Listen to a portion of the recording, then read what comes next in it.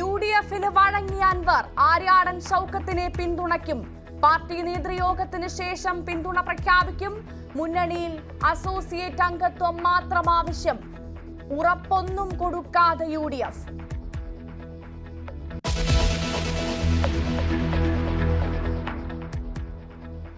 അൻവറിന്റെ തീരുമാനം ഒരു പകൽ നീണ്ട നാടകത്തിനൊടുവിൽ തീരുമാനം മാറ്റിയത് UDF അന്ത്യശാസനം നൽകിയതോടെ പൂർണ്ണമായി സഹകരിച്ച് പോകണമോ വേണ്ടയോ എന്ന് തീരുമാനിക്കേണ്ടത് അദ്ദേഹമാണ്.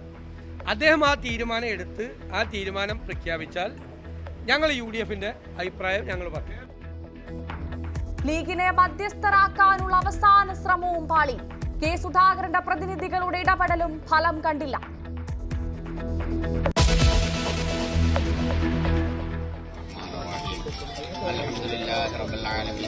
എന്റെ ശക്തിയും എന്റെ ദൗർബല്യവും ഒക്കെ എന്റെ പിതാവാണ്.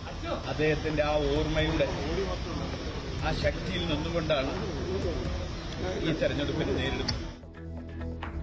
പിതാവിന്റെ ഖബറിന് മുന്നിൽ പൊട്ടിക്കരഞ്ഞ ഷൗക്കത്തിന്റെ പ്രചാരണ തുടക്കം. ആര്യാടൻ മുഹമ്മദിന്റെ അഭിലാഷം നിലമ്പൂർ തിരിച്ചുപിടിച്ച് സാധ്യമാക്കുമെന്ന് ഷൗക്കത്ത്. LDF സ്ഥാനാർത്ഥി പ്രഖ്യാപനം വെള്ളിയാഴ്ച. BDJS-ന് സീറ്റ് വിട്ടു നൽകി BJP.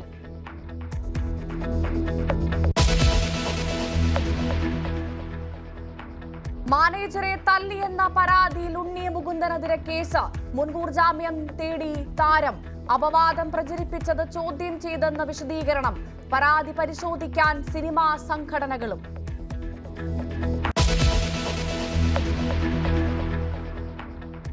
സംസ്ഥാനത്ത് കാലവർഷത്തിൽ ഇന്ന് 2 മരണം. വിവിധ ജില്ലകളിൽ വ്യാപക നാശനഷ്ടം. കാസർഗോഡ് ദേശീയപാതയിൽ വൻ ഗർത്തം. വെള്ളിയാഴ്ച വരെ ശക്തമായ മഴ. 3 ജില്ലകളിൽ റെഡ് അലേർട്ട്. കോഴിക്കോട്, വയനാട് ജില്ലകളിൽ വിദ്യാഭ്യാസ സ്ഥാപനങ്ങൾക്ക് നാളെ അവധി.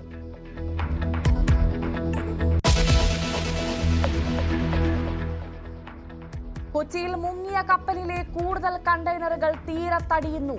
പാപനാശം തീരത്ത് കണ്ടെയ്നറുകളിൽ ചാക്കുകെട്ടുകൾ. പരിശോധനയ്ക്കായി ശേഖരിച്ച് സമുദ്ര ഗവേഷണ വകുപ്പ്. മാലിന്യം ശാസ്ത്രീയമായി സംസ്കരിക്കാൻ നടപടി തുടങ്ങും.